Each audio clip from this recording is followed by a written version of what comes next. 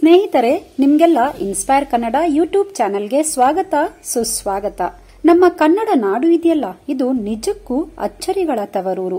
ನಮ್ಮ ಕರುನಾಡ ಮಣ್ಣಿನಲ್ಲಿ ನಿರ್ಮಿಸಿರೋ ಅದೆಷ್ಟೋ ಕೋಟೆ ಕೊತ್ತಲಗಳು, ಅರಮನೆಗಳು, ದೇವಾಲಯಗಳು ಅಷ್ಟೇ ಯಾಕೆ, ನೀರಿನ ಜಲಧಾರೆಯನ್ನ ಸಂರಕ್ಷಿಸೋಕೆ ಕಟ್ಟಿಸಿರೋ ಪುಷ್ಕರಣಿಗಳ ಹಿಂದೆ ನಮಗೆ ಗೊತ್ತಿಲ್ಲದ ಅನೇಕ ವಿಷಯಗಳು ಒಳಗೊಂಡಿವೆ.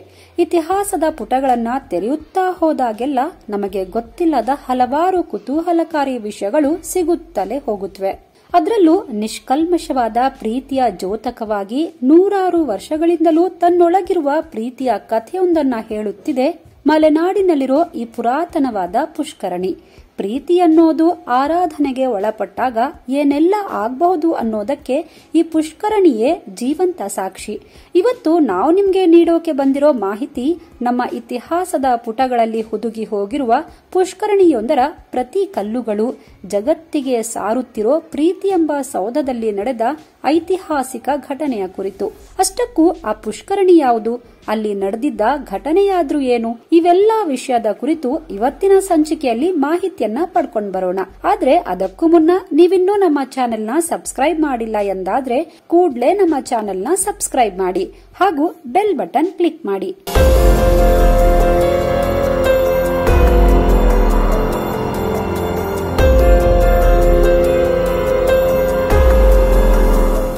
ಹಚ್ಚ ಹಸುರಿನಿಂದ ಕಂಗೊಳಿಸೋ ಮಲೆನಾಡಿನ ಪ್ರಾಕೃತಿಕ ಸೌಂದರ್ಯವನ್ನ ತನ್ನ ಒಡಲಾಳದಲ್ಲಿ ಹುದುಗಿಸಿಟ್ಟುಕೊಂಡಿರೋ ಆನಂದಪುರ ಗ್ರಾಮದ ಮಲಂದೂರಿನಲ್ಲಿ ಐತಿಹಾಸಿಕವಾದ ಚಂಪಕಸರಸಿ ಎಂಬ 400 ವರ್ಷಕ್ಕಿಂತಲೂ ಹಳೆಯದಾದ ಪುಷ್ಕರಣಿ ಇದೆ.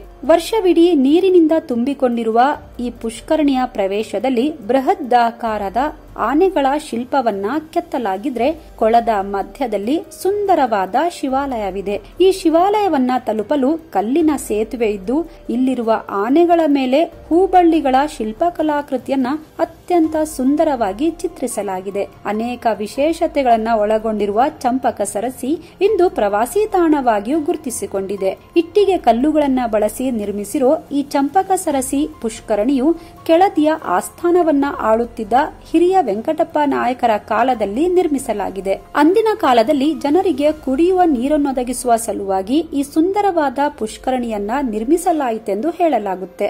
ಆದ್ರೆ ಸುಮಾರು ವರ್ಷಗಳ ಹಿಂದೆ ಇತಿಹಾಸದ ಸಂಶೋಧಕರು ನಡೆಸಿದ ಸಂಶೋಧನೆಯ ಪ್ರಕಾರ ಈ ಪುಷ್ಕರಣಿಯ ನಿರ್ಮಾಣದ ಹಿಂದೆ ಒಂದು ಪ್ರೇಮ ಕಥೆ ಇದೆ ಎಂದು ಇತಿಹಾಸಕಾರರು ಅಭಿಪ್ರಾಯವನ್ನ ವ್ಯಕ್ತಪಡಿಸುತ್ತಾರೆ. ಅದು ಕೆಳದಿಯ ಅರಸನಾದ ಹಿರಿಯ ವೆಂಕಟಪ್ಪ ನಾಯಕರು ಸಂಸ್ಥಾನವನ್ನ ಆಳುತ್ತಿದ್ದ ಸಮಯ. ನಿತ್ಯ ರಾಜ ಹಿರಿಯ ವೆಂಕಟಪ್ಪ ನಾಯಕರು ಕವಲೇದುರ್ಗಕ್ಕೆ ಹೋಗುವಾಗ ಈಗ ಚಂಪಕ ಸರಸಿ ಇದೆಯಲ್ಲ, ಆ ಮಾರ್ಗದಲ್ಲಿಯೇ ಕುದುರೆ ಸವಾರಿ ಮಾಡಿಕೊಂಡು ಹೋಗ್ತಿದ್ರು. ಪ್ರತಿದಿನವೂ ಅವರ ಕಣ್ಣಿಗೆ ಮನೆಯೊಂದರ ಮುಂದೆ ಸುಂದರವಾದ ರಂಗೋಲಿ ಕಾಣಿಸ್ತಿತ್ತು. ಆ ರಂಗೋಲಿ ನೋಡಿದಾಗೆಲ್ಲ ಆಹಾ, ಅದೆಷ್ಟು ಅದ್ಭುತವಾಗಿದೆ ಈ ರಂಗೋಲಿ ಎಂದು ನಾಯಕರು ಉದ್ಘರಿಸಿ ಮುಂದೆ ಸಾಕ್ತಿದ್ರು. ಒಂದು ದಿನ ನಾಯಕರಿಗೆ ಮನೆಯ ಮುಂದೆ ರಂಗೋಲಿ ಹಾಕುತ್ತಿದ್ದ ಸುಂದರವಾದ ಯುವತಿ ಕಾಣಿಸಿದ್ಲು. ಅತ್ಯಂತ ಸೌಂದರ್ಯವತಿಯಾಗಿದ್ದ ಆ ಹುಡುಗಿಯ ಹೆಸರು ಚಂಪಕ.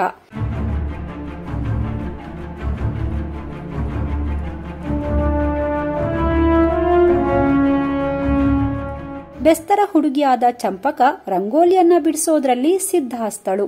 ಅವಳೇ ತಾನು ನಿತ್ಯ ನೋಡ್ತಾ ಇದ್ದ ರಂಗೋಲಿಯನ್ನ ಬಿಡಿಸುತ್ತಿದ್ದವಳು ಅನ್ನೋ ವಿಷಯವನ್ನ ತಿಳಿದ ವೆಂಕಟಪ್ಪ ನಾಯಕರು ಆಕೆಗೆ ಮನಸೋತ್ರು. ಚಂಪಕ ನೆಲದ ಮೇಲೆ ಬಿಡಿಸುತ್ತಿದ್ದ ರಂಗೋಲಿಯ ವರ್ಣಚಿತ್ತಾರಗಳು ವೆಂಕಟಪ್ಪ ನಾಯಕರ ಹೃದಯದಲ್ಲಿ ಚಿತ್ತಾರವಾಗಿ ಹೊರಹೊಮ್ಮಿದ್ವು. ಚಂಪಕ ಹಾಗೂ ವೆಂಕಟಪ್ಪ ನಾಯಕರಿಬ್ಬರು ಶಾಸ್ತ್ರೋಕ್ತವಾಗಿ ವಿವಾಹವನ್ನೂ ಆದ್ರು. ಚಂಪಕಾಳನ್ನ ನಾಯಕರು ಕೋಟೆಯೊಂದರಲ್ಲಿ ಇರಿಸಿ ಅವಳನ್ನ ತನ್ನ ಪಟ್ಟದ ರಾಣಿಯ ಹಾಗೆ ನೋಡಿಕೊಳ್ತಿದ್ರು.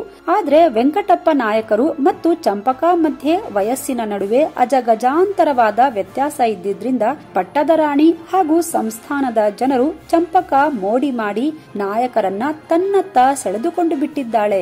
ಬೆಸ್ತರ ಹುಡುಗಿಯನ್ನ ನಮ್ಮ ರಾಣಿ ಅಂತ ಒಪ್ಪಿಕೊಳ್ಳೋಕೆ ಸಾಧ್ಯವೇ ಇಲ್ಲ. ಈಕೆಯೊಬ್ಬಳು ವೇಶ್ಯೆ. ಈಕೆ ಬಂದ ಮೇಲೆ ನಾಯಕರು ನಮ್ಮ ಯೋಗಕ್ಷೇಮಗಳನ್ನ ವಿಚಾರಿಸೋದನ್ನ ಮರೆತು ಬಿಟ್ಟಿದ್ದಾರೆ. ಹೀಗೆ ಚಂಪಕಾಳ ಬಗ್ಗೆ ದಿನಕ್ಕೊಂದು ಅವಾಚ್ಯ ಮಾತುಗಳನ್ನ ಆಡತೊಡಗಿದ್ರು.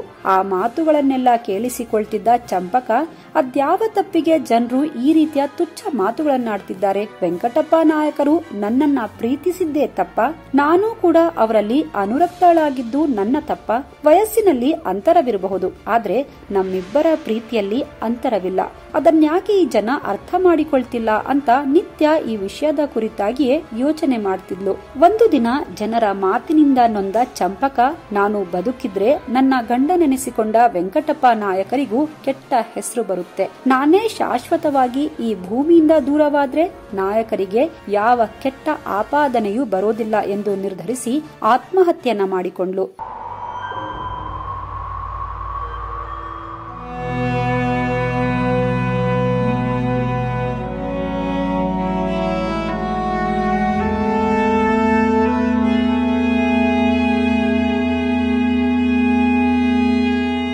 ಚಂಪಕಾಳ ಆತ್ಮಹತ್ಯೆಯಿಂದ ನೊಂದ ವೆಂಕಟಪ್ಪ ನಾಯಕರು, ಚಂಪಕಾಳ ನೆನಪು ಶಾಶ್ವತವಾಗಿರಬೇಕು, ನನ್ನ ಮತ್ತು ಚಂಪಕಾಳ ಪ್ರೀತಿ ಸಹಸ್ರಮಾನಗಳಾದ್ರೂ ಜನರ ಮನಸ್ಸಿನಿಂದ ದೂರವಾಗಬಾರದು ಅಂತ ನಿರ್ಧರಿಸಿ ಚಂಪಕಾಳ ನೆನಪಿಗೋಸ್ಕರ ಸುಂದರವಾದ ಪುಷ್ಕರಣಿಯನ್ನ ನಿರ್ಮಿಸಿ ಅದಕ್ಕೆ ಚಂಪಕಾ ಸರಸಿ ಎಂಬ ಹೆಸರನ್ನಿಟ್ರು ಎಂದು ಕೆ. ಅರುಣ್ ಪ್ರಸಾದ್ ಅವರು ಬರೆದ ಬೆಸ್ತರ ರಾಣಿ ಚಂಪಕಾ ಎಂಬ ಪುಸ್ತಕದಲ್ಲಿ ಈ ಪುಷ್ಕರಣಿ ಹಿಂದಿರುವ ಪ್ರೇಮ ಕಥೆಯನ್ನ ವರ್ಣಿಸಲಾಗಿದೆ. ಅಲ್ಲದೆ ಪತ್ರಕರ್ತರಾದ ಎಸ್. ಶ್ಯಾಮ್ ಪ್ರಸಾದ್ ಅವರು ತಮ್ಮ ಎನಿಗ್ಮಾಸ್ ಆಫ್ ಕರ್ನಾಟಕ ಪುಸ್ತಕದಲ್ಲಿಯೂ ಈ ಘಟನೆಯನ್ನ ದಾಖಲಿಸಿದ್ದಾರೆ. ಹೀಗಾಗಿ ಚಂಪಕ ಸರಸಿ ಎನ್ನುವುದು ವೆಂಕಟಪ್ಪ ನಾಯಕರು ಸರಸಿಯ ಮೇಲಿಟ್ಟ ಪ್ರೀತಿಯ ಸಂಕೇತದ ಕುರುಹು ಅನ್ನೋದು ಒಂದಿಷ್ಟು ಇತಿಹಾಸಕಾರರ ಅಭಿಪ್ರಾಯವಾಗಿದೆ. ಇನ್ನು ಹಿಂದೆ ಈ ಪ್ರದೇಶದಲ್ಲಿ ಅತಿ ಹೆಚ್ಚು ಸಂಪಿಗೆ ಗಿಡಗಳು ಬೆಳೀತಾ ಇದ್ದು ಯಥೇಚ್ಛವಾಗಿ ಸಂಪಿಗೆ ಮರಗಳು ಈ ಪ್ರದೇಶದಲ್ಲಿ ಇದ್ದ ಕಾರಣ ಈ ಪುಷ್ಕರಣಿಗೆ ಚಂಪಕ ಸರಸಿ ಎಂಬ ಹೆಸರು ಬಂದಿರಬಹುದು ಎಂದು ಹೇಳಲಾಗುತ್ತೆ. ಸಂಪಿಗೆಗೆ ಕನ್ನಡದಲ್ಲಿ ಚಂಪಕ ಎಂಬ ಅರ್ಥವಿದ್ದು ಸರಸಿ ಎಂದ್ರೆ ಕನ್ನಡದಲ್ಲಿ ಕೊಳ ಎಂಬ ಅರ್ಥವಿದೆ. ಇವೆರಡನ್ನೂ ಸೇರಿಸಿ ಈ ಕೊಳಕ್ಕೆ ಚಂಪಕ ಸರಸಿ ಎಂಬ ಹೆಸರು ಬಂದಿದೆ ಎಂದು ಮತ್ತೊಂದಿಷ್ಟು ಇತಿಹಾಸಕಾರರು ಅಭಿಪ್ರಾಯವನ್ನ ವ್ಯಕ್ತಪಡಿಸಿದ್ದಾರೆ. ಇತಿಹಾಸ ಏನೇ ಇದ್ರೂ ಈ ಚಂಪಕ ಸರಸಿ ಅಂದಿನ ಕಾಲದಲ್ಲಿ ಜಲ ಸಂರಕ್ಷಣೆಗೆ ಕೆಳದಿಯ ನಾಯಕರು ಎಷ್ಟು ಪ್ರಾಮುಖ್ಯತೆಯನ್ನ ನೀಡಿದ್ರು ಅನ್ನೋ ಕುರುಹಾಗಿ ಇಂದಿಗೂ ತನ್ನ ಅಸ್ತಿತ್ವವನ್ನ ಉಳಿಸಿಕೊಂಡು ಬಂದಿದೆ.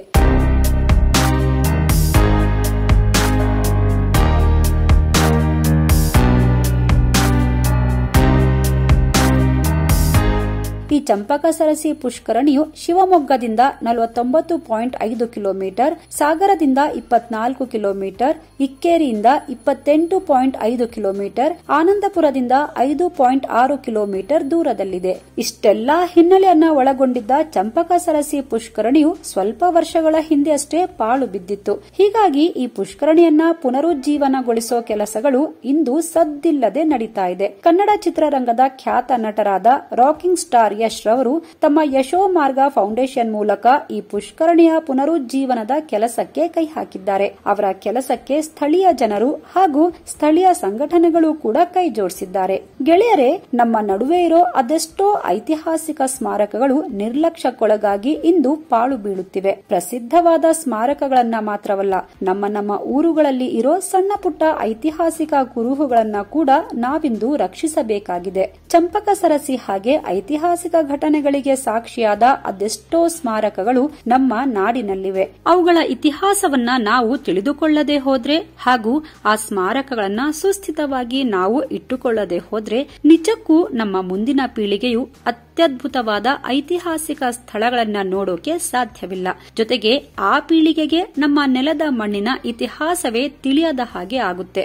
ನಾವು ನೀವೆಲ್ಲ ಇತಿಹಾಸವನ್ನ ತಿಳಿದುಕೊಳ್ಳೋದ್ರ ಜೊತೆಗೆ ನಮ್ಮ ಸುತ್ತಮುತ್ತಲಿನಲ್ಲಿರೋ ಇತಿಹಾಸದ ಕಥೆಗಳನ್ನ ಸಾರೋ ಎಲ್ಲಾ ಸ್ಥಳಗಳನ್ನ ಸ್ವಚ್ಛ ಹಾಗೂ ಸುಂದರವಾಗಿಟ್ಟುಕೊಳ್ಳೋಣ ಅಂತ ಹೇಳ್ತಾ ಇವತ್ತಿನ ಇನ್ಸ್ಪೈರ್ ಕನ್ನಡ ವಿಶೇಷ ಸಂಚಿಕೆಯನ್ನ ಮುಗಿಸ್ತಾ ಇದ್ದೀವಿ. ಈ ವಿಡಿಯೋ ನಿಮ್ಗೆ ಇಷ್ಟವಾಗಿದ್ರೆ ಲೈಕ್ ಮಾಡಿ ಹಾಗೂ ನಿಮ್ಮವರೊಂದಿಗೆ ಶೇರ್ ಮಾಡಿ. ನೀವಿನ್ನೂ ನಮ್ಮ ಚಾನೆಲ್ ನ ಸಬ್ಸ್ಕ್ರೈಬ್ ಮಾಡಿಲ್ಲ ಅಂದ್ರೆ ಈಗ್ಲೇ ಸಬ್ಸ್ಕ್ರೈಬ್ ಮಾಡಿ ಹಾಗೂ ಬೆಲ್ ಬಟನ್ ನ ಕ್ಲಿಕ್ ಮಾಡಿ. ವಂದನೆಗಳು.